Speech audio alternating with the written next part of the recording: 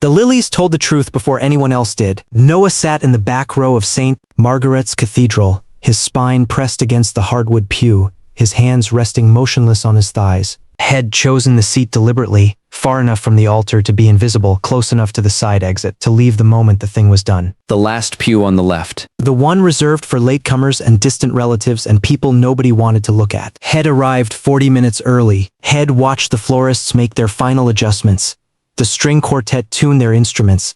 The wedding coordinator rush back and forth with a clipboard and a headset, and the particular kind of panic that only people who organize expensive things for a living ever display. Had watched the guests file in. Military brass with ribbons on their chests. Political staffers with the look of people who'd been to too many of these events to still find them meaningful. Socialites whose dresses cost more than Noah's first car. Nobody recognized him. A few glanced his way, a man alone in a back pew, dark suit, close-cropped hair, the kind of stillness that came from years of training rather than natural disposition, but their eyes slid past him the way eyes slide past security personnel and waitstaff and everyone else who exists at the periphery of wealth without being part of it. He was visible enough to be ignored, which was exactly what he'd wanted. The lilies were everywhere, cascading arrangements of white calla lilies draped from the end of every pew, bound with ivory ribbon and the kind of understated elegance that screamed money precisely because it didn't have to. They'd been arranged in towering displays on either side of the altar, their waxy petals catching the light that streamed through the stained glass. The entire cathedral smelled like a greenhouse, cloying and thick, the scent coating the back of Noah's throat until he could taste it. Lilies. He remembered the first time Head bought her flowers. They'd been dating for 3 weeks, and had spent 20 minutes in a florist shop trying to remember whether Shed ever mentioned a preference. Had settled on sunflowers because they'd seemed cheerful and unpretentious and exactly the kind of thing a man who fixed military security systems for a living could afford without looking like he was trying too hard. Shed laughed when she saw them, not unkindly, just surprised, and told him her favorite flowers were calla lilies.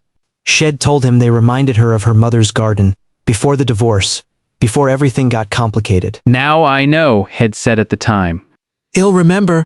Head remembered. Had bought her lilies on every anniversary, every promotion, every reunion after deployment. Head filled her apartment with them the night he proposed, scattered petals across the floor, watched her face light up the way faces light up when someone has paid attention to the small things and proven that they matter. Now the lilies were for someone else. For a congressional aide with a trust fund and a jawline that had never been broken. For a man who'd never been shot at, never held a dying corporal in his arms, never understood what the uniform actually cost.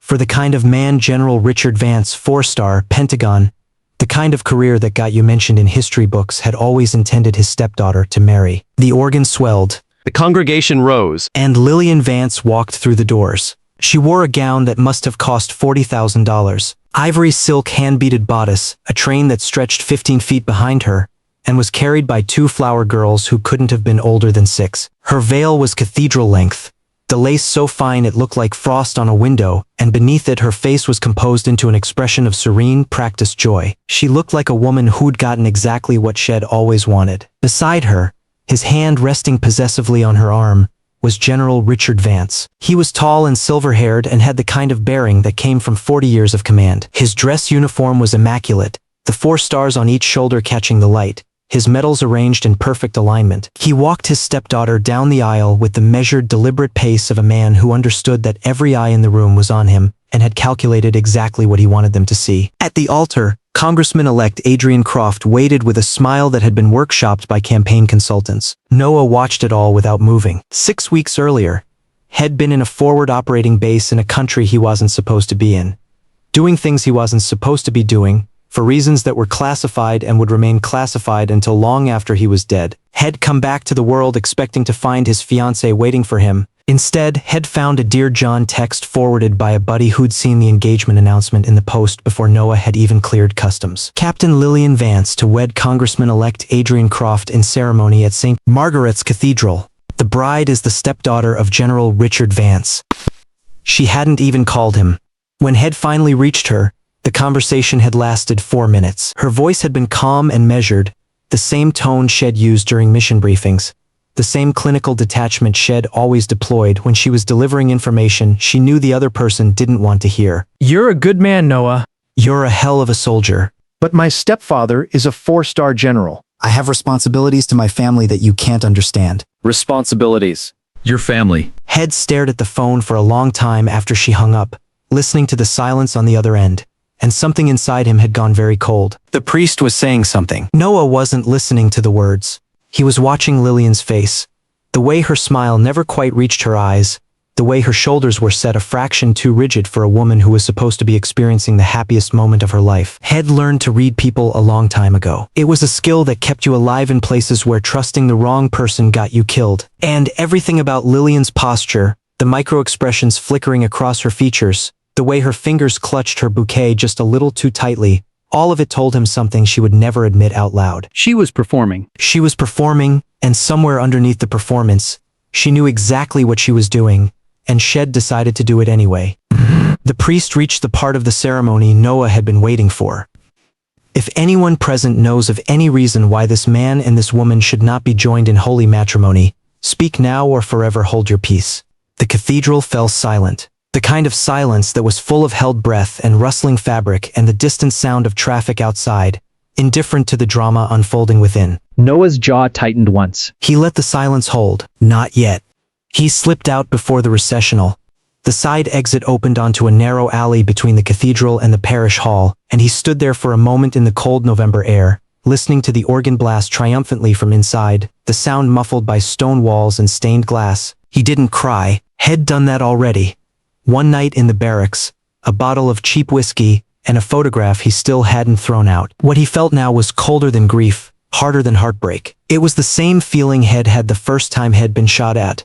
The sudden crystalline understanding that the world was not what Head thought it was, and that he was going to have to become something different to survive it. He pulled out his phone. No messages. No missed calls. She hadn't even noticed he was there. He opened the browser and typed a name into the search bar. A name Head found buried in the footnotes of General Vance's official biography, mentioned once and never again. Madeline Crawford. 6 weeks earlier, it had ended with a single text. Noah had been in the air when the message came through, crammed into the cargo hold of a C-130 with 15 other contractors.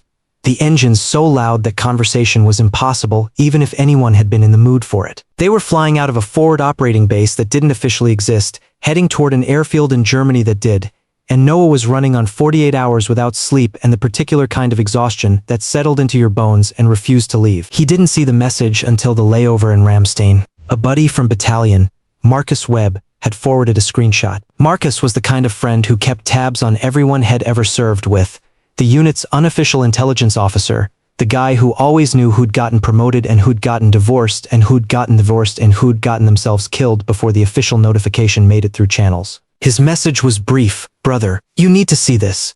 Call me when you can. The screenshot was from the Washington Post Society page. Captain Lillian Vance, stepdaughter of General Richard Vance, announced her engagement to Congressman-elect Adrian Croft at a private ceremony at the Vance family estate in McLean, Virginia. Captain Vance, a graduate of West Point and recipient of the Bronze Star, is currently assigned to the office of the Secretary of Defense. Congressman-elect Croft, who will represent Virginia's 8th District, is the son of former Ambassador Philip Croft and a graduate of Yale Law School. The couple planned to marry in November. Noah read it 3 times before the words started to mean anything. Then he read it a 4th time, and the meaning settled into his chest like a blade. She hadn't told him. Shed let him deploy. Shed let him spend 3 months in places where cell service didn't exist and satellite phones were reserved for mission-critical communications. Shed let him write letters Head never sent because Head wanted to tell her everything in person when he got back, and Shed gone ahead and gotten engaged to someone else while he was gone. He called Marcus from the terminal, his voice flat. How long ago? About 2 weeks. I tried to reach you sooner, but you were dark. I'm sorry, man. Don't be. It's not your fault. What are you going to do? Noah stared out the terminal window at the tarmac, the gray German sky, the rows of military aircraft lined up like toys on a shelf.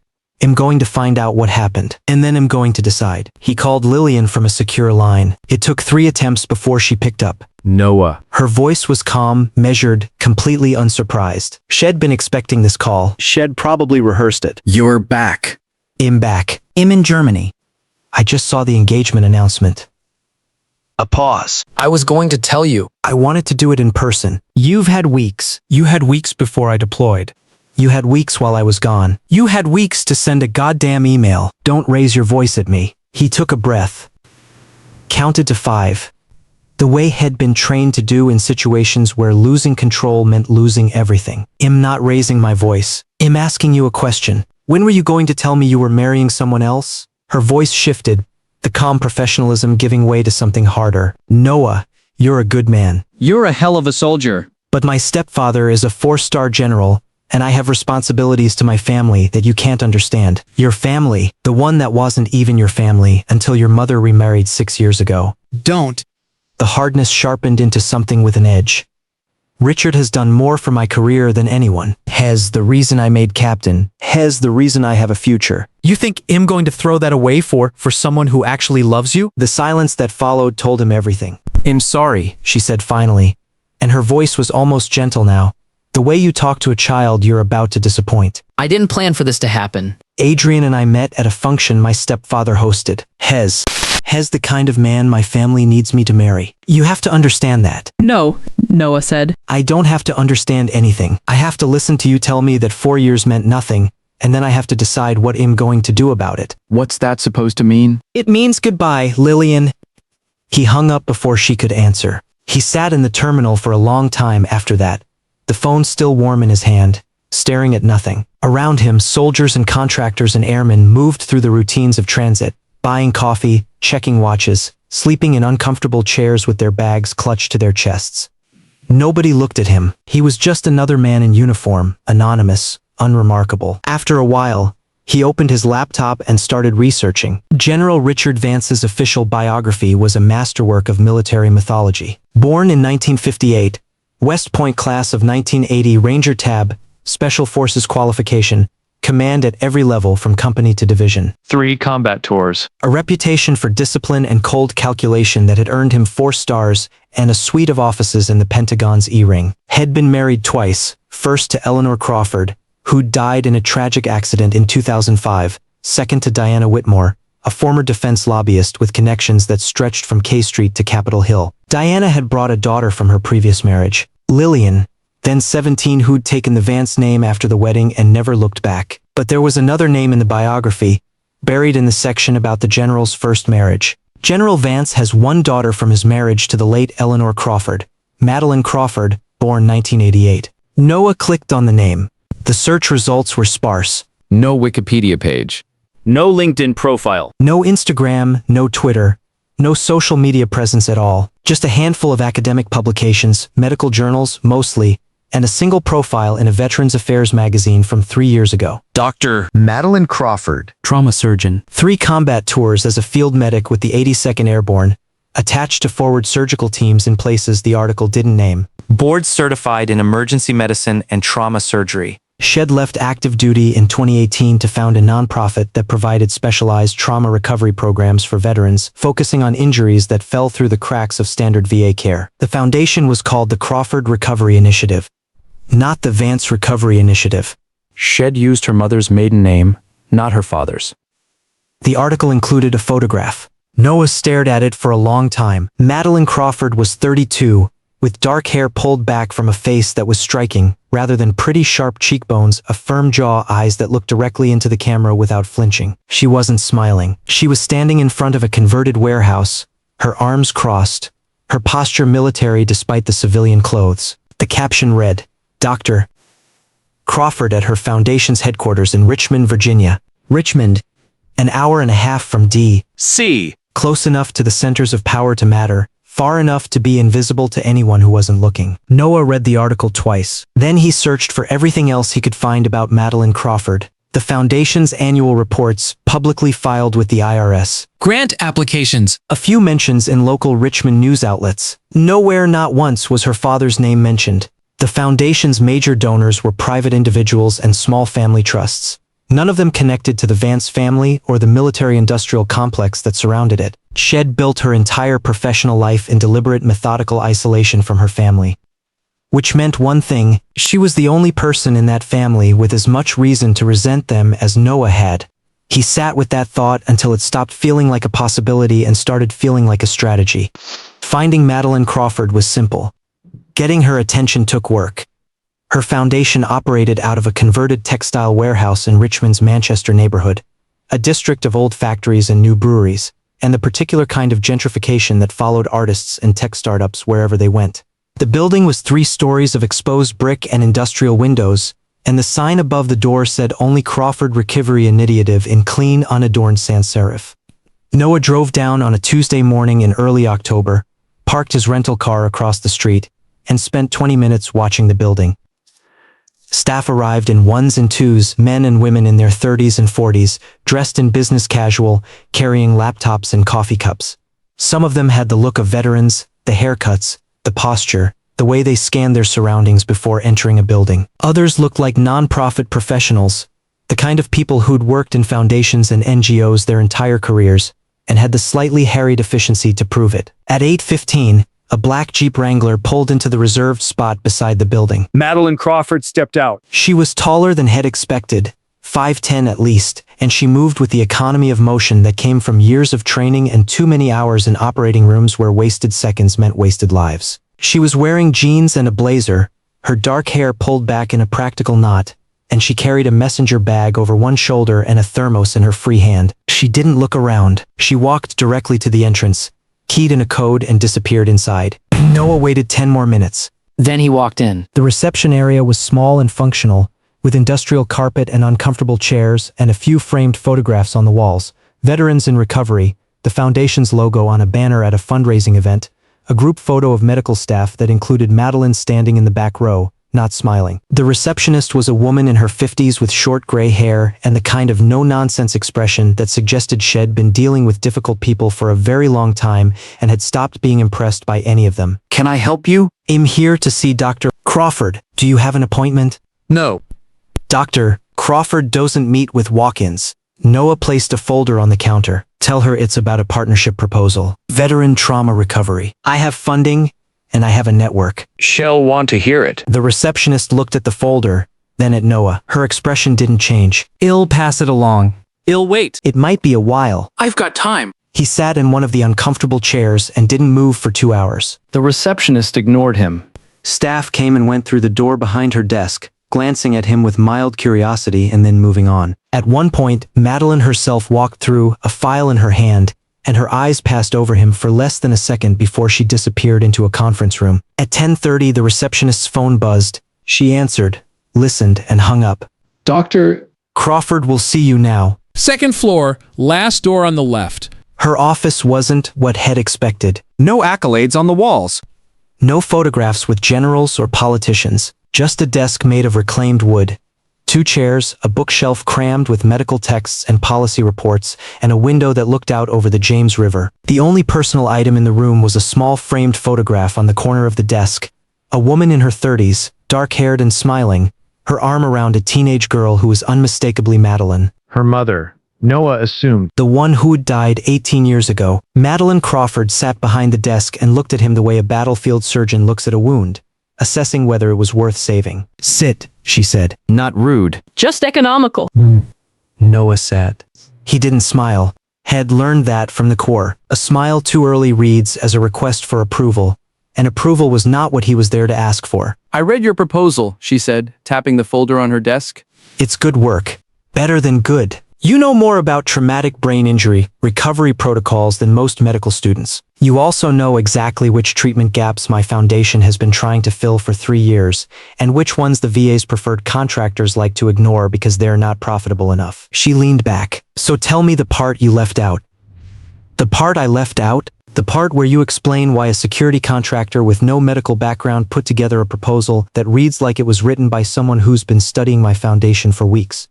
And don't tell me it's because you're passionate about veterans issues. I've met passionate. You're something else. Noah held her gaze. She had gray eyes, the same color as the river outside her window, and they didn't waver. Because 6 weeks ago, he said, my fiancée left me for a congressional aide her stepfather picked out for her. Her stepfather is General Richard Vance. Your father? I didn't come here for revenge, Dr. Crawford. I came here because the work I'm proposing is real, and you're the only person in that family who'd actually do something with it. The silence that followed was heavy enough to feel. Madeline's expression didn't change, but something behind her eyes shifted. A recalibration, the way a machine adjusts to new data. Then she laughed. It was a dry, unguarded sound, the laugh of someone who hadn't heard a straight answer in a very long time. You're either the most honest man to walk into this office in a decade, she said, or the most dangerous. I haven't figured out which. Both, Noah said. Depends on the day. She studied him for a moment. Not the way women studied men in bars, had seen that look before, recognized the difference. This was the way a strategist studied a variable she hadn't anticipated. The way someone who'd spent years building something from nothing assessed whether a stranger was a threat or an asset or both. How long were you engaged? She asked. 4 years. We met when I was stationed at Bragg. She was a second lieutenant, fresh out of West Point. I was an NCO doing security contracting for the base. He paused. Her stepfather didn't approve. He had other plans for her. Other plans. Madeline's voice was dry. That's one way to put it. My father always has other plans for everyone. Has been trying to have other plans for me since I was old enough to walk. Did he succeed? He succeeded in driving me out of every family function, every holiday, every connection to the Vance name. I haven't spoken to him in 5 years. I haven't set foot in his house in 7. My stepmother made sure of that, and my father let her. She paused, and something flickered in her expression, old anger. Carefully banked but never extinguished. You said your fiancée is his stepdaughter. Lillian. Captain Lillian Vance. Shall be Lillian Croft by November.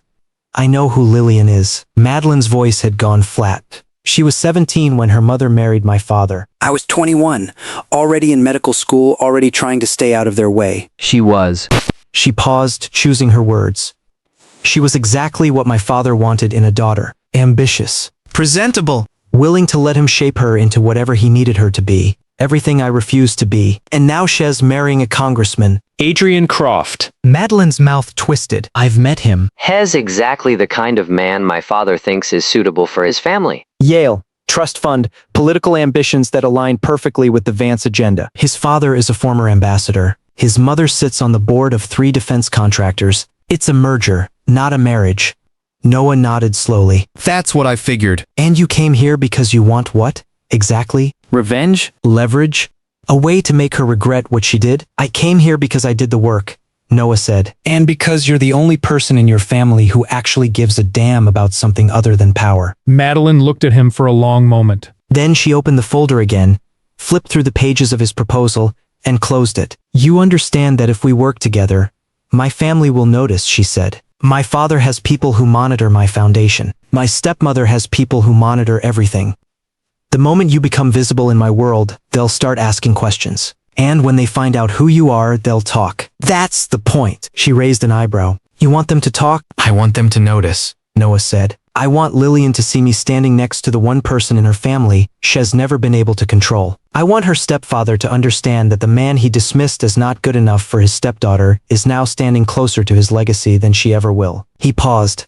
And I want to help veterans. All of those things can be true at the same time. Madeline was silent for a moment. Then she slid a business card across the desk. No foundation logo. Just a name and a number. You're going to be visible in my world for a while, Noah. People will talk. I want you to understand that before you agree to anything. I'm counting on it. She nodded once, crisp, efficient. Then let's get to work. They spent the next 2 months building something that looked from the outside like a professional partnership and felt from the inside like a slow-burning fuse. Noah threw himself into the foundation's work with the same intensity he'd once applied to combat operations. He reviewed grant proposals and sat in on strategic planning sessions. He used his network, the sprawling invisible web of special operators and intelligence contractors and private military professionals who'd left active duty but never really left the world they'd served in, to open doors that had been closed to Madeline for years. Defense contractors who'd never returned her calls suddenly wanted meetings. VA administrators who'd been stonewalling her grant applications suddenly discovered they had the authority to approve things after all. Senatorial aides who'd been politely dismissive suddenly remembered that veterans' issues were important to their bosses' re-election campaigns. Madeline watched all of this with a mixture of appreciation and something sharper. You're very good at this, she said one evening. They were in her office after hours. The rest of the staff gone home, the warehouse quiet, except for the hum of the heating system. Shed ordered Thai food and they were eating out of takeout containers at her desk, surrounded by grant applications and budget spreadsheets. At what? Getting people to do what you want without them realizing they're being managed. Noah shrugged. It's what I was trained for. Different battlefield, same principles. Is that what this is? A battlefield? He looked at her across the desk. In the low light of the office, with her blazer discarded and her hair coming loose from its knot.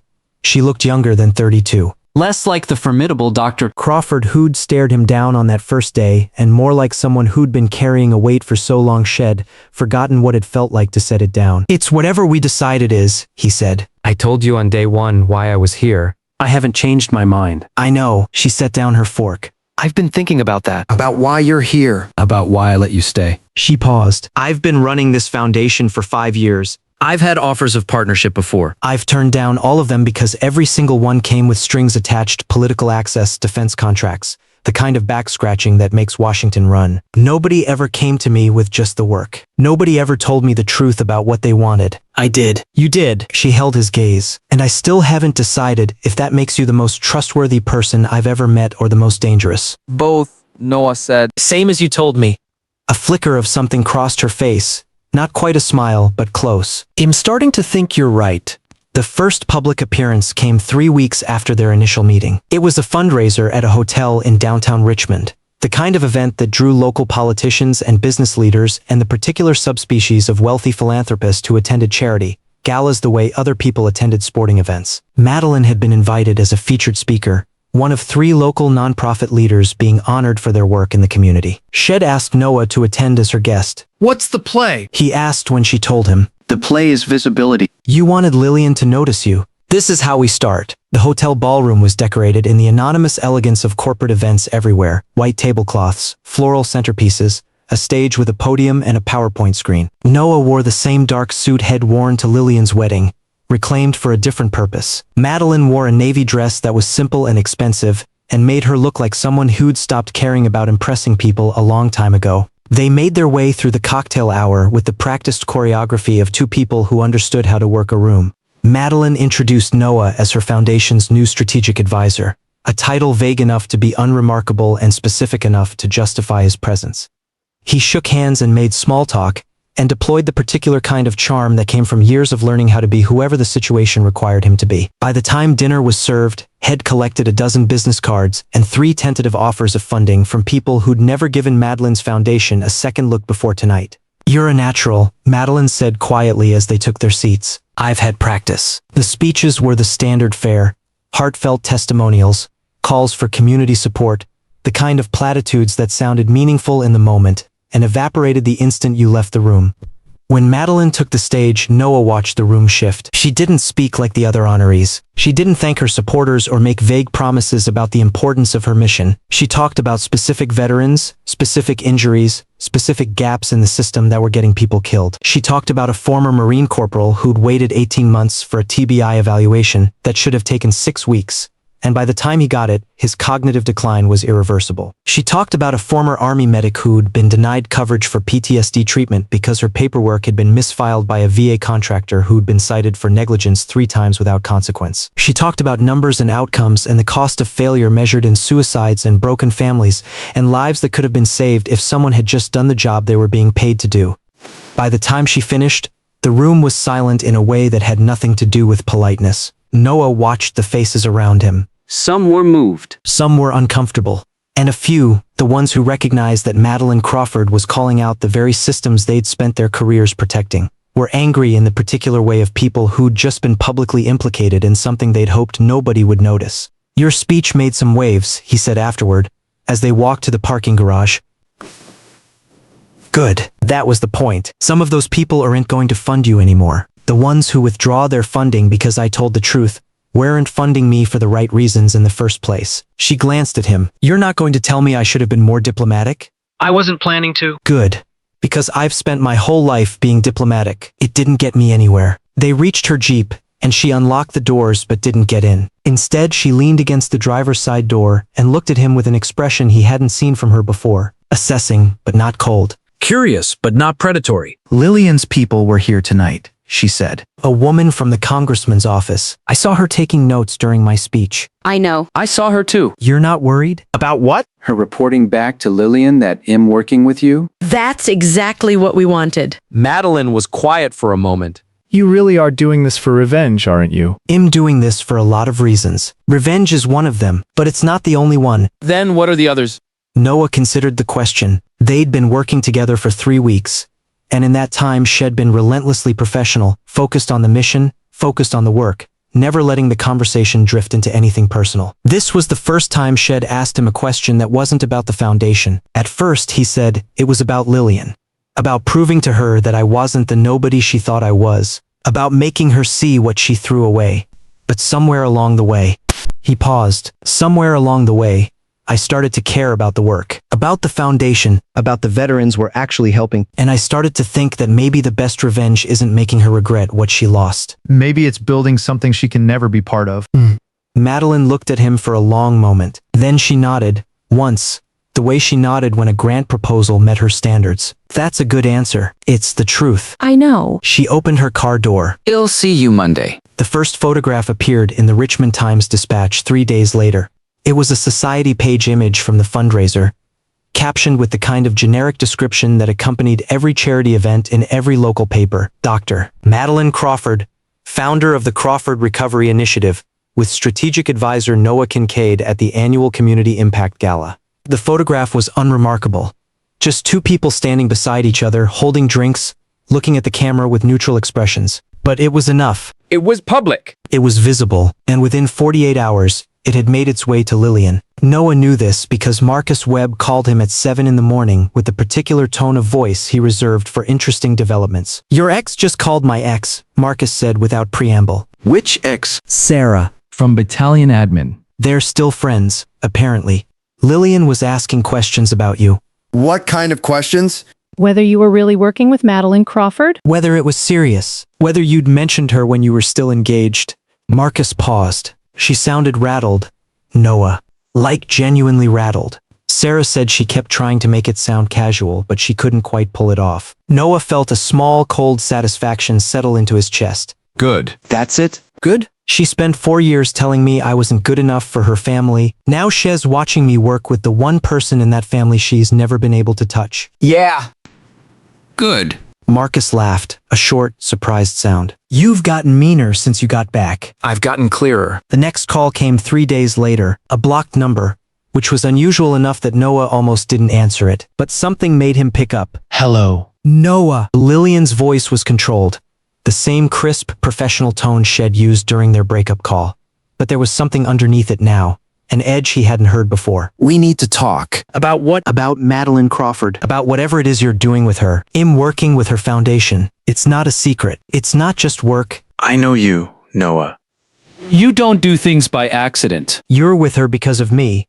Noah leaned back in his chair. He was in his apartment, a small one-bedroom in Alexandria that had rented after returning stateside. And the morning light was coming through the window, catching the dust motes floating in the air. That's a pretty big assumption, he said. Maybe I'm with her because she's doing important work. Maybe I'm with her because she's smart and driven and doesn't treat people like stepping stones. Maybe you're not the center of every decision I make. I saw the photograph. You're standing next to her like you belong there? I do belong there. She hired me. She's using you. Lillian's voice sharpened. You understand that, right? Madeline has been estranged from my stepfather for years. She wants nothing to do with the family. She's only keeping you around because it annoys us. You're a prop? Noah was silent for a moment. Then he said very quietly, You know, Lillian, that's the most honest thing you've said to me since you told me I didn't fit your trajectory. You're worried. Not about me. About yourself. About what it means if I'm standing next to your stepsister, instead of disappearing the way you expected me to. Don't be ridiculous. I'm not the one who called a blocked number because I saw a photograph in a local paper. You called me Lillian. Not the other way around. So why don't you tell me what you're really worried about? The silence on the other end of the line stretched long enough that Noah thought she might have hung up. Then she said, her voice tight, My stepfather doesn't know about you. About us. He thinks Adrian is the first man I've been serious about. If he finds out I was engaged to a contractor, that's what you're worried about. Not that you left me. Not that you lied. Not that you let me find out about your engagement from a newspaper. You're worried that your stepfather might find out you once slummed it with someone beneath your station. That's not what It's exactly what you meant. Noah's voice was calm, but there was steel underneath it now. Let me tell you something, Lillian. I don't care what your stepfather thinks about me. I don't care what you think about me. I'm doing work that matters with a woman who actually gives a damn about something other than her own career. If that's a problem for you, that's your problem. Not mine. He hung up before she could answer. 10 minutes later, his phone buzzed with a text from Madeline. Lillian just called my father. He wants to meet you. Dinner. Sunday. The McLean estate. Are you ready? Noah stared at the message for a long moment. Then he typed his reply. I was born ready. The Vance estate in McLean, Virginia, was the kind of house that made it very clear exactly how much money and power resided within. It sat on 6 acres of manicured grounds, visible from the road only as a gated driveway and a discreet security booth staffed by men who were clearly former military. The house itself was Georgian style, all red brick and white columns and symmetrical windows, the kind of architecture that had been designed to convey permanence and authority and the unassailable confidence of old money. Noah had worn his best suit and his most neutral expression. Madeline had worn a gray dress that was elegant without being ostentatious, her hair pinned back, her posture military despite the civilian clothes. They'd driven up in her Jeep, which looked aggressively out of place among the Mercedes and Range Rovers parked in the circular driveway. Remember, Madeline said as they walked to the front door, "My father is going to try to assess you. He's going to ask questions that sound like small talk but errant. He's going to look for weaknesses. He's been doing this his entire career, and he's very good at it." Understood. "My stepmother is going to try to be charming. She's going to smile and pour wine and make you feel welcome, and the entire time she's going to be cataloging everything you say and do for future use. She's the dangerous one." My father is direct. Diana is not. Also understood. And Lillian will be there. She's the one I'm worried about. Why? Because she knows you. She knows exactly which buttons to push. And she's going to push them because she's desperate to prove to my father that she made the right choice. Madeline paused at the door. Don't let her. I wasn't planning to. She looked at him for a moment, then nodded and pressed the doorbell. The interior of the Vance estate was exactly what Noah had expected. Dark wood, oil paintings, antique furniture that had probably been in the family for generations. A housekeeper took their coats, and a moment later, General Richard Vance himself appeared in the hallway. He was taller than Noah had expected, 6'2" at least, and had aged well, silver hair cut short, a face that was lined but not soft, eyes that were the same gray as Madeline's but colder. He wore civilian clothes, a blazer and slacks, but his bearing was unmistakably military, the kind of posture that 40 years of command had baked into his bones.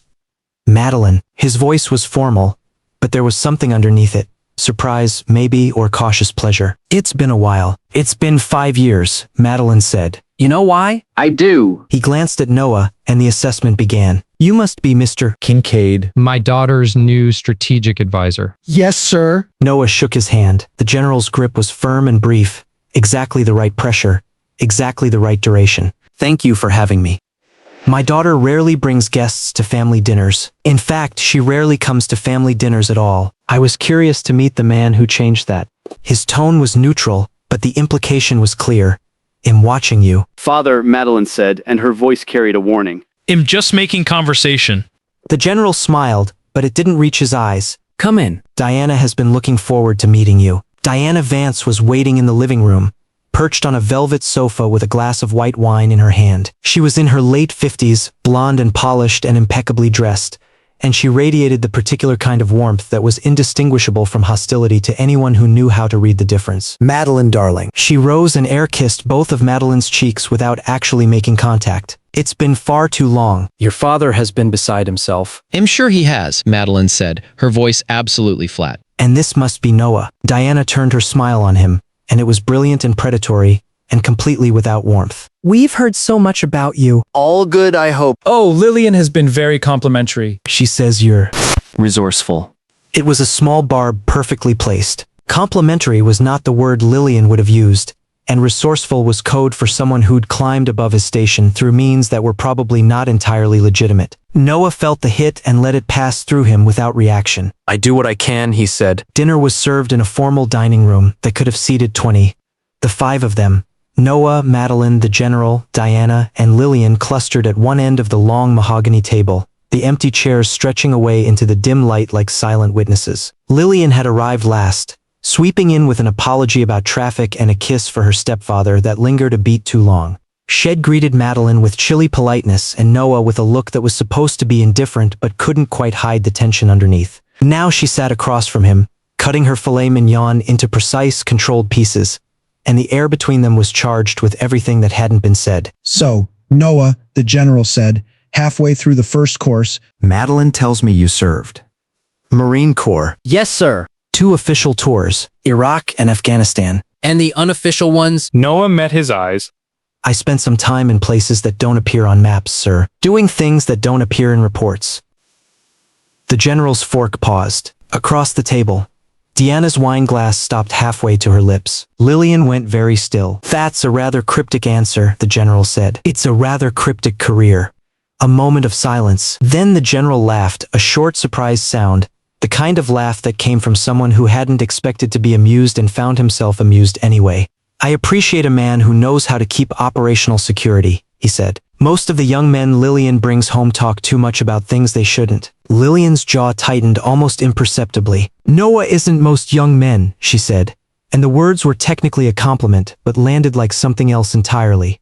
No, Madeline agreed, her voice dry. He isn't. The rest of the dinner proceeded in the same vain surface-level politeness over a minefield of subtext. The general asked Noah about his current work, his professional background, his opinions on various defense policy issues. Each question was casual, conversational, the kind of thing anyone might ask a dinner guest. But the pattern of the questions, the way they built on each other, the way the general filed away each answer without any visible reaction, Noah recognized the technique. It was an interrogation disguised as small talk, a debriefing disguised as dinner conversation. He answered each question honestly but carefully, volunteering nothing beyond what was asked, leaving no openings that could be exploited. By the time dessert arrived, the general's expression had shifted from assessment to something closer to grudging respect. You handle yourself well, he said, almost reluctantly. Most people who sit at this table try too hard to impress me. You didn't? I wasn't trying to impress you, sir. I was trying to answer your questions. That's what I mean. The general glanced at Madeline. Where did you find this one? In my office, Madeline said. He walked in with a proposal and didn't leave. Resourceful, Diana said again, and this time the word was definitely not a compliment. Lillian cornered him after dinner, in the library while the others were having coffee in the sitting room. Shed excused herself to use the restroom and instead appeared in the doorway of the room where Noah had gone to look at the books, her expression arranged into something that was trying to be calm but kept slipping. So, she said. You married my stepsister. Working with, Noah corrected. We're not married. Not yet. He turned to face her. Is there something you wanted to say to me, Lillian? I wanted to say that I know what you're doing. I know why you're here. You're using Madeline to get to me, to get to my family, and it's pathetic. Your family. Noah let the words hang in the air. You keep saying that. Your family. Except they weren't your family until your mother married the general 6 years ago. Before that, you were just another officer's daughter trying to climb the ladder. The Vance name is the only thing that makes you special, and you didn't earn it. You married into it. The same way you're marrying Adrian Croft. Lillian's face went pale, then red. How dare you? How dare I what? Tell the truth. You stood in my kitchen and told me I wasn't good enough for your trajectory. Now I'm standing in your stepfather's library, working with the one person in this family who actually earned her place. And you can't stand it. You don't know anything about my place in this family. I know that Madeline built a foundation from nothing while you were trading on a name that isn't yours. I know that Shez spent 5 years doing work that actually matters while you've been attending Pentagon briefings and calling it a career. And I know that the only reason you're marrying Adrian Croft is because your stepfather told you to. Lillian's hand moved before she could stop herself. The slap connected with his cheek, hard enough to sting, hard enough to leave a mark. Noah didn't move. He didn't flinch. He just looked at her, and something in his expression made her take a step back. Feel better? He asked quietly. You don't get to judge me, she said, her voice shaking. You don't know what it's like. The pressure? The expectations? My stepfather, your stepfather, is a 4-star general who's spent his entire career climbing over people to get where he is. And you're exactly like him. The only difference is that he's better at hiding it. He walked past her, out of the library, and didn't look back. Madeline found him on the terrace 10 minutes later. The night was cold, the sky clear, the lights of D.C. visible in the distance like a constellation of ambition and power. That looked like it went well, she said. Lillian slapped me. I know. I saw the mark when you walked out of the library. She paused. What did you say to her? The truth. That'll do it! She came to stand beside him at the railing. My stepmother spent the last 10 minutes trying to convince my father that you're a security risk. She said you're using me to get access to the family. And what did your father say? He said that if that's true, you're the most competent person who's tried it in years, and he's curious to see what you'll do next. A ghost of a smile crossed her face. I think he likes you. Or at least he respects you. Which is more than he feels for most people. Should I be flattered? He respects people who don't need anything from him. You walked into his house and answered his questions without trying to impress him or manipulate him or ask him for favors. That's rare in his world. She glanced at him. You also stood up to Lillian in his own house, which he probably found satisfying in ways he'd never admit. He knows what she is. He just doesn't care as long as she's useful. And you? I care. I've always cared. Her voice was quiet now, the professional detachment slipping just enough to let something reel through. Lillian is exactly what you think she is. But she's also a symptom. She was groomed. Her mother groomed her. Diana has been angling for control of this family since the day she married my father, and Lillian was always going to be her instrument. And you? What were you? I was the obstacle. Madeline's hands tightened on the railing. My mother's death was ruled an accident. A fall down the stairs of our old house. I was 14. I never believed it. But I was a child and my father was grieving, and Diana was already there to pick up the pieces. She paused, and when she spoke again, her voice was very steady. I've been waiting 18 years to prove it, and I've never had an ally who wanted the same thing I did. Until now. Noah turned to face her. In the darkness with the lights of the city behind her, she looked like someone who'd been fighting alone for so long she'd forgotten what it felt like to have someone at her side. Then we prove it, he said, together. They spent the next month building a case the way intelligence officers built a dossier, quietly, methodically, leaving no footprint. Noah called in favors from contacts he hadn't spoken to in years. Former colleagues from the intelligence community who'd gone private sector and still had access to databases that weren't available to the public. A forensic accountant in Arlington who specialized in untangling the finances of people who didn't want their finances untangled. A retired D.C. homicide detective who'd worked cold cases for 20 years and had a particular talent for noticing things other people missed. Madeline provided the foundation. The name of the nursing agency that had been at the house the night her mother died. The name of the private physician who'd signed the death certificate. The name of the insurance adjuster who'd processed the claim, and then left the country 6 months later on an early retirement package that was suspiciously generous. Piece by piece, the picture came together. Diana Whitmore had been a defense lobbyist before she married Richard Vance.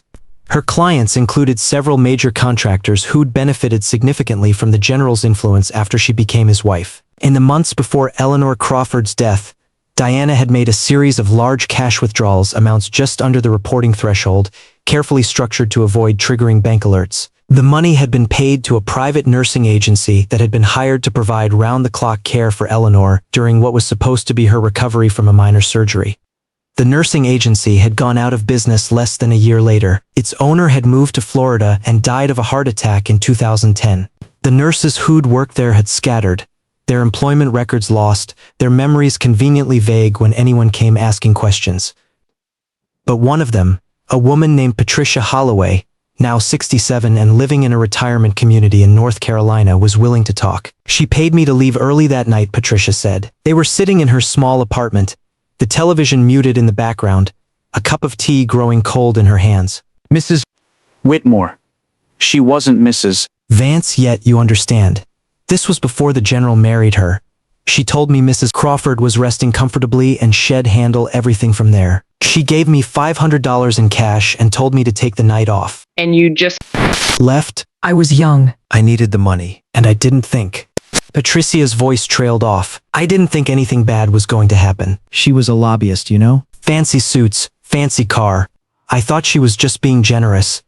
What time did you leave? Around 8. The accident was reported at 11. I found out the next morning when I showed up for my shift, and the house was full of police. Noah and Madeline exchanged a glance. 3 hours. 3 hours between when the nurse left and when Eleanor Crawford was found at the bottom of the stairs. Did you tell the police this? Madeline asked. Her voice was very controlled. I tried. They weren't interested. The lead detective, I can't remember his name, he said the case was closed. It was a tragic accident. There was nothing to investigate. He told me to stop asking questions. Noah made a note. A detective who'd shut down an investigation before it started. Another thread to pull.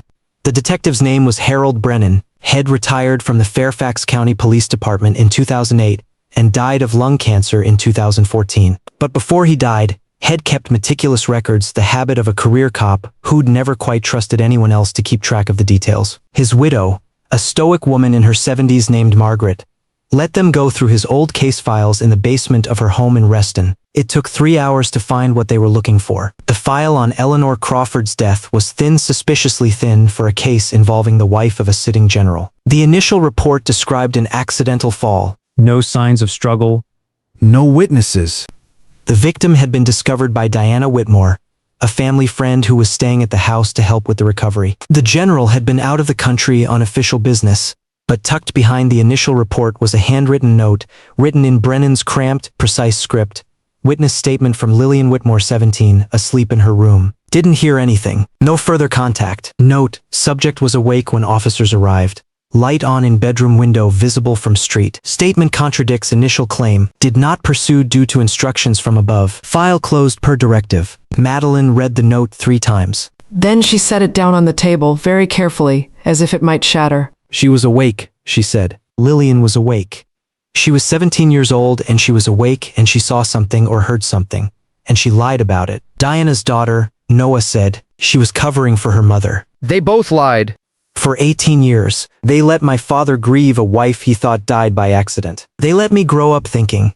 Her voice broke, just for a moment, and then she steadied it. They let me grow up thinking my mother's death was a tragedy when it was a murder. Noah put his hand over hers. She didn't pull away. We're going to make this right, he said. But we need more. Brennan's notes are a start, but they're not enough for a prosecution. We need financial records, witness testimony, something that directly ties Diana to the scene. Madeline nodded slowly. There's one more person, the insurance adjuster. The one who left the country. Ronald Keating. Yes, he handled my mother's life insurance claim. The payout was significant.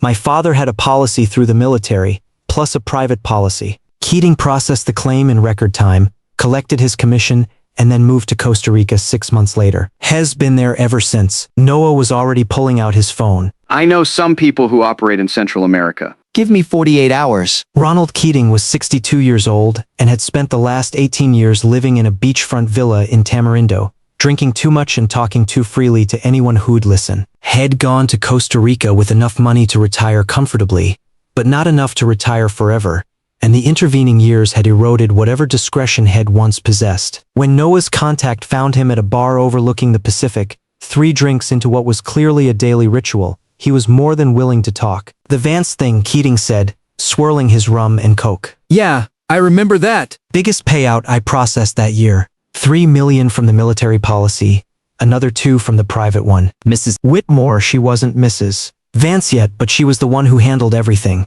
She was very insistent that the claim be processed quickly. Said the general was grieving and didn't want to deal with paperwork. Did you find that unusual? The contact asked. I found all of it unusual. The death was still under investigation, technically. Accident cases usually took months to process, but someone in the chain of command pushed it through. I got a call from my supervisor's supervisor telling me to expedite it. No explanation. Just make it happen. And the commission? Standard percentage. But there was a bonus. Mrs. Whitmore arranged it personally. $50,000. Wired to an offshore account. She said it was a gift from the family for handling things sensitively. Keating laughed. A bitter wheezing sound. I knew it was dirty money. I didn't care. I was 50 years old and looking at a retirement I couldn't afford. 50 grand was a lot of money in 2005. So you took it. I took it and I processed the claim. And 6 months later I was on a plane to Costa Rica. I told myself it was because I wanted to retire early. Really, I wanted to be as far away from Diana Vance as possible. That woman scared me. Why? Because she knew exactly what she was doing. Every step of the way. The cash payments to the nursing agency. The expedited insurance claim. The way she positioned herself as the grieving family friend who was just trying to help. She'd planned it all. And when I looked at her, when I really looked, I could see it in her eyes. She wasn't helping. She was collecting. The contact recorded the entire conversation on a device that was smaller than a pack of gum. 48 hours later, the recording was on Noah's phone. They had enough. The nurse's testimony. The detective's notes. The insurance adjuster's confession. The bank records showing Diana's cash withdrawals. The pattern was clear, the evidence damning, the timeline indisputable. Diana Whitmore Vance had murdered Eleanor Crawford. She'd planned it, executed it, and covered it up, and she'd done it for the same reason she did everything. Access. Access to the general, to his influence, to the network of defense contractors and political connections and military power that surrounded him. Eleanor had been an obstacle. Diana had removed her, and Lillian, 17 years old, had been awake in her room the night it happened. She'd seen something or heard something, and she'd lied about it for 18 years to protect her mother and advance her own ambitions. Your father needs to know, Noah said. They were in Madeline's office, the evidence spread out across her desk like a prosecutor's exhibit. We have to tell him. I know. Madeline's voice was steady, but her hands were shaking. I've been waiting 18 years to prove this. Now that I have it, I don't know if I'm ready to show him. Why not?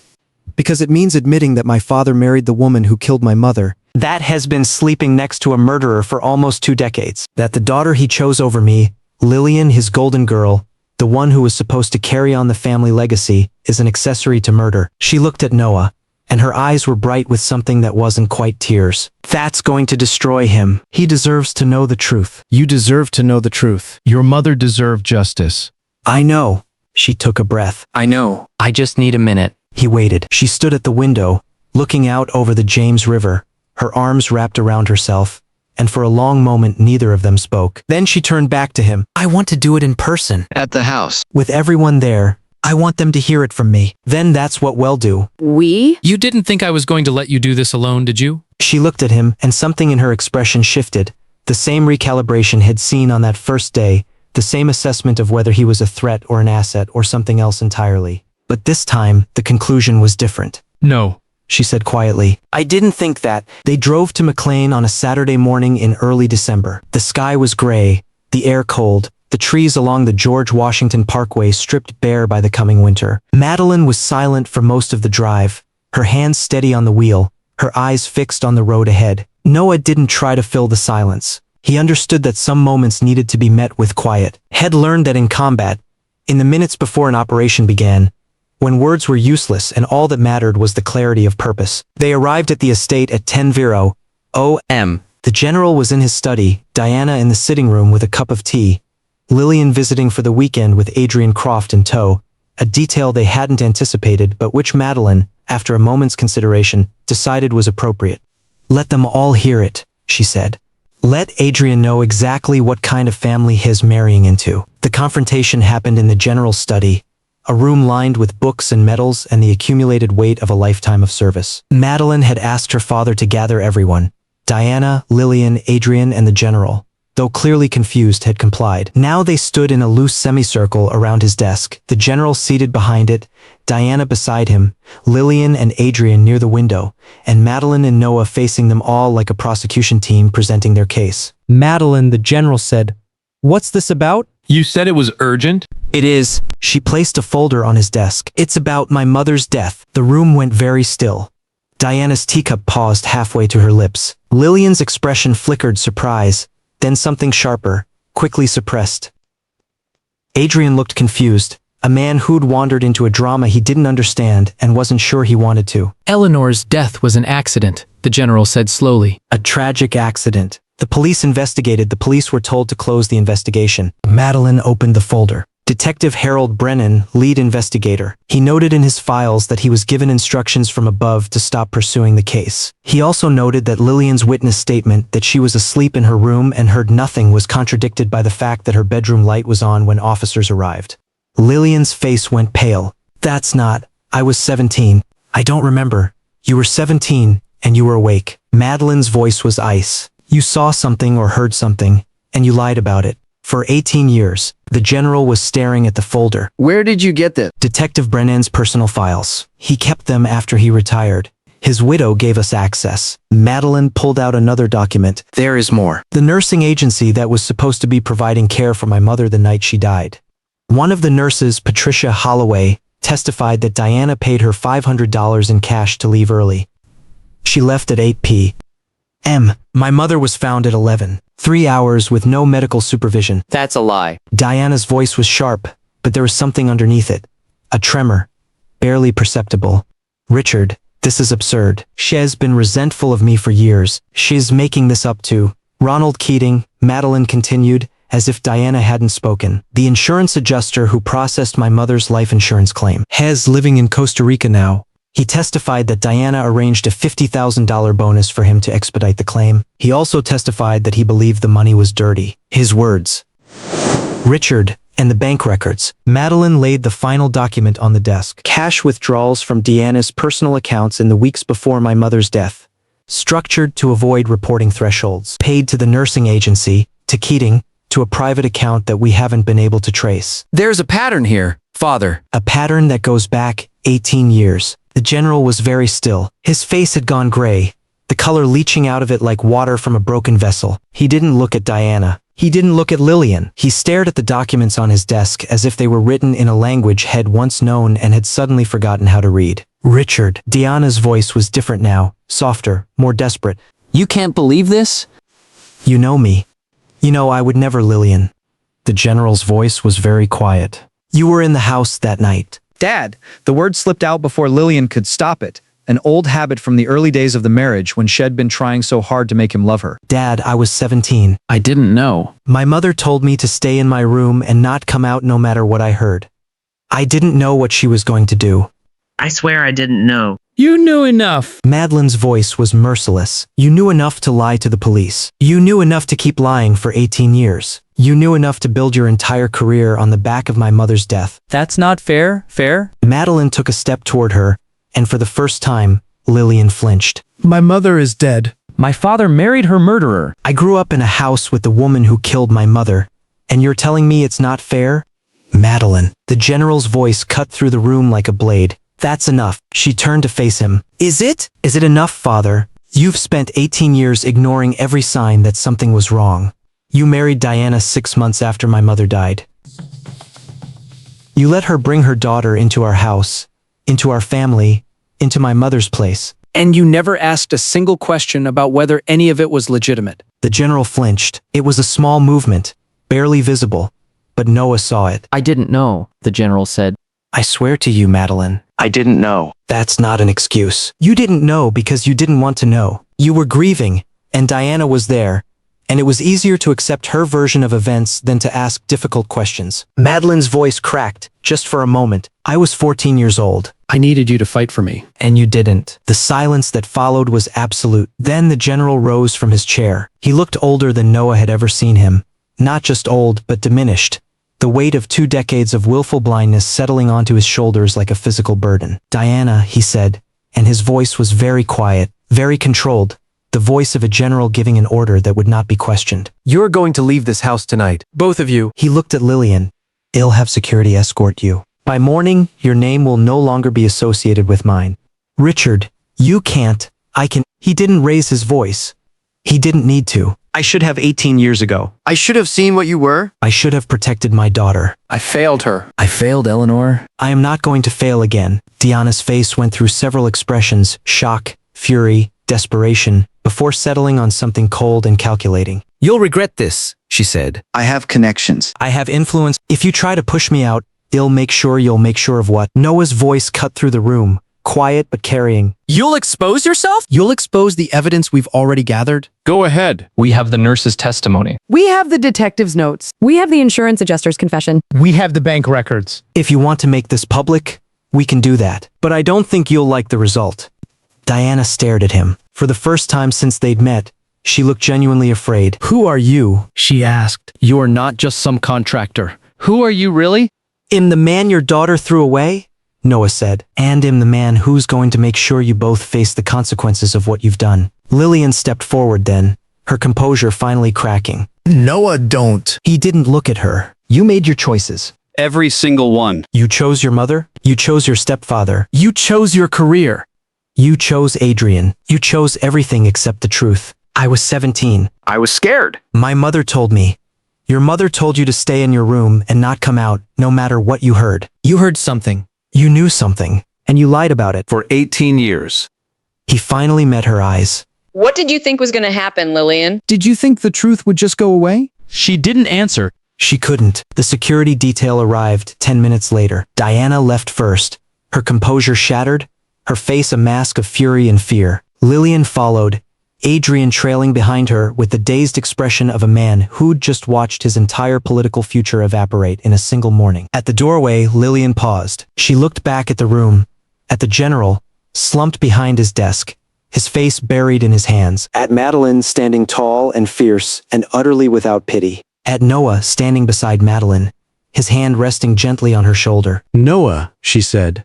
Her voice was small, smaller than had ever heard it. I'm sorry. I know, he said. But it doesn't change anything. She left. The door closed behind her. The general looked up.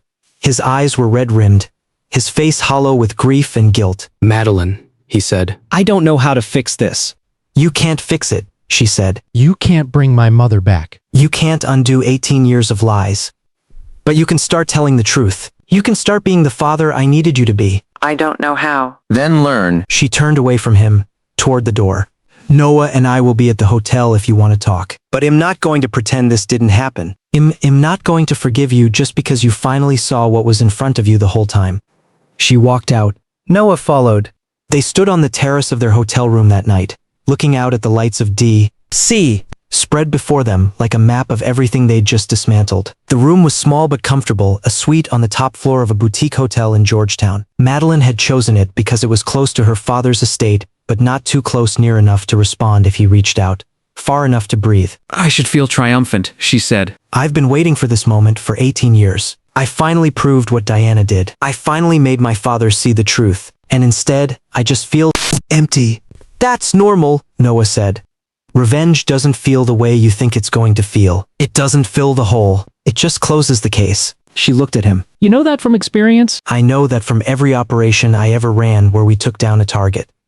The briefing says mission accomplished, and you stand there looking at the aftermath, and you realize that nothing has actually changed except that one bad person isn't a problem anymore. The damage they did is still there. The people they hurt are still hurting. Is that supposed to make me feel better? It's supposed to tell you that what you're feeling is real. You're allowed to be angry. You're allowed to be sad. You're allowed to feel like this victory didn't fix anything because it didn't. Your mother is still gone. Your father still failed you. Diana and Lillian will face consequences, but they won't be the consequences you actually want. Which are? For them to suffer the way you've suffered. For them to understand what they took from you. For them to feel even a fraction of the pain they caused. He paused. That's never going to happen. They're not capable of it. People like Diana don't feel guilt. They feel fear of getting caught. And now that she's been caught, she'll just pivot. She'll try to survive. It's what people like her do? Madeline was silent for a moment. Then she said, "You really do understand, don't you?" I understand that we both came into this wanting something we couldn't have. You wanted your mother back. I wanted Lillian to regret what she did. Neither of those things is going to happen, not really. Lillian might regret getting caught, but she doesn't regret her choices. She's not capable of it. He turned to face her. But that doesn't mean this was pointless. We proved the truth. We got justice for your mother. We exposed Diana for what she is. And your father finally sees the damage he allowed to happen. That counts for something. It does. She took a breath. It does. I just need to figure out what comes next.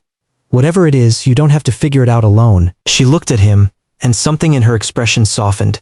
The same shift had noticed in the office that day, the same recalibration. But this time, it wasn't a tactical assessment. It was something else entirely. Noah, she said, when you walked into my office 3 months ago, I thought you were either a con man or a fool. I couldn't figure out why you'd chosen me, of all people, to be your revenge. And now I think you're the only person who's ever told me the truth without wanting something in return. She paused. When this started, you said you were here for revenge. Is that still true? He considered the question. 3 months ago, the answer would have been simple.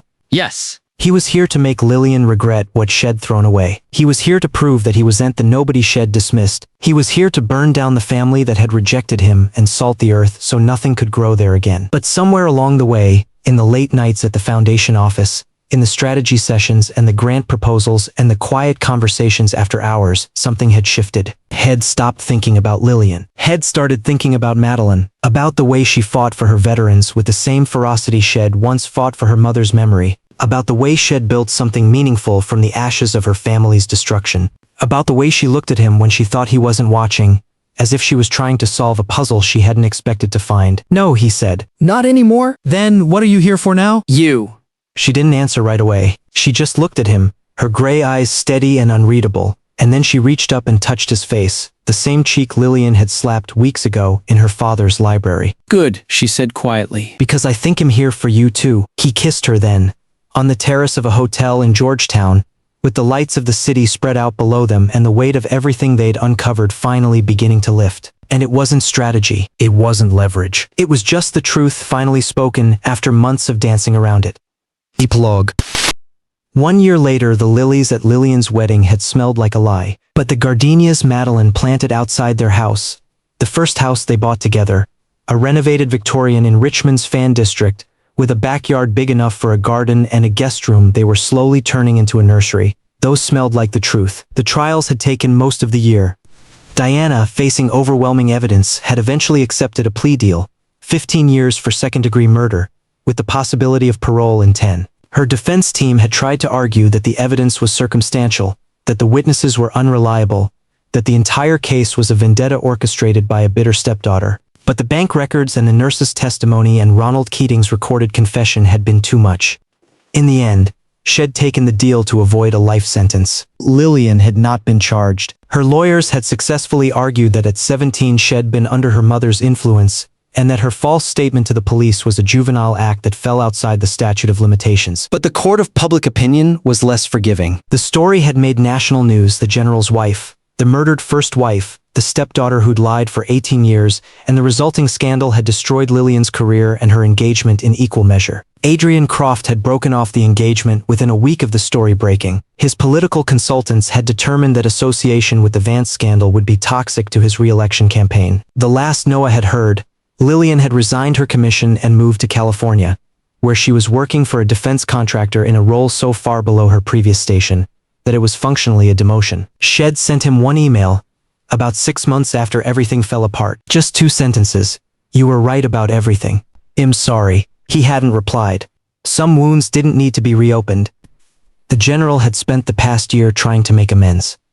It was a slow process, complicated by decades of neglect and the particular stubbornness of a man who'd spent his entire career believing he was always right. But he was trying. Head reached out to Madeline within days of the confrontation, asking, not demanding, for the first time in his life, if they could talk. Shed agreed, cautiously, and they'd begun the long, painful work of rebuilding something that had been broken for almost 2 decades. Head retired from the military 6 months after the scandal broke, accepting an early separation package that was technically voluntary but functionally inevitable. His reputation had survived. The general was widely seen as a victim of Diana's manipulation rather than a participant in her crimes, but his influence had not. The Joint Chiefs had distanced themselves. The defense contractors had moved on. The political connections had evaporated. In retirement, Head become a different man. Quieter, more reflective. Head started attending Madeline's foundation events, not as a general but as a volunteer. Head started learning about the veterans whose lives Shed saved. The ones Head never known about because Head been too busy with his own career to notice his daughter's work. "Hess trying," Madeline said one evening as they sat on the porch of their house, watching the sunset paint the sky in shades of orange and gold. "It's not enough. It won't ever be enough. But Hes trying." Is that enough for you? She considered the question. I think so. "I spent 18 years being angry at him. I don't want to spend the next 18 the same way. He failed me. He failed my mother. But Hes the only father I have, and Hes trying to be better. I can't ask for more than that." Noah took her hand. "You're more forgiving than I would be." "I'm not forgiving. I'm just tired of being angry." She turned to look at him. "What about you? Are you still angry at Lillian?" "No," he said, and was surprised to realize he meant it. "I thought I would be. I thought the anger would last forever. But somewhere along the way, it just faded. I stopped caring about her. I started caring about other things. Like what? Like the foundation. Like the veterans. Like you." She smiled, a real smile, not the guarded professional expression she'd worn on the day they met. "That's a good answer. It's the truth." I know. She leaned her head against his shoulder. It always is with you. The gardenias had bloomed that spring, the first spring after they'd moved in together. Madeline had planted them in the backyard, in a small bed beside the patio where they ate breakfast on warm mornings. She'd chosen gardenias because her mother had grown them, she said, because they reminded her of the house Shed lived in before everything fell apart. Noah had helped her plant them. Head dug the holes and carried the soil and stood beside her as she pressed each plant into the ground, with the same careful precision she used in everything she did. "They're going to take a year to bloom," Shed said. Gardenias are slow. I can wait. "You've gotten more patient since I met you." I've gotten more of a lot of things. Shed looked at him then, her hands still covered in soil, her hair coming loose from its practical knot, and Shed smiled, that same unguarded smile Shed smiled on the porch. So have I. Now, a year later, the gardenias were in full bloom. Their scent filled the backyard, sweet and delicate and completely unlike the cloying, oppressive smell of the lilies at Lillian's wedding. These flowers smelled like something real, something earned, something that had grown slowly in its own time, without forcing. Noah stood on the patio, a cup of coffee in his hand, watching Madeline inspect the gardenias with the same focused attention shed once applied to trauma patients and grant proposals. "You're staring," she said without looking up. "I'm appreciating. That's what they all say." He laughed and walked over to join her. The gardenias were perfect white petals unfurling in the morning light, their fragrance rising in the warm spring air. Beyond the garden, the city of Richmond was waking up, the sound of traffic and church bells and the distant rumble of trains along the James. "Today's the day," Madeline said. My father's coming for dinner. "First time has been to the house." Are you nervous? "A little, but mostly I'm ready." She straightened up and wiped her hands on her jeans.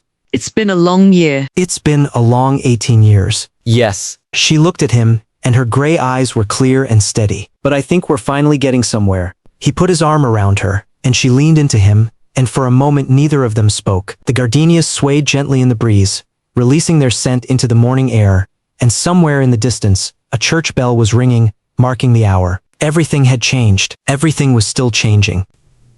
And for the first time in a very long time, Noah felt like he was exactly where he was supposed to be. The end. If you enjoyed this story, please subscribe and share. New stories every week. See you in the next one.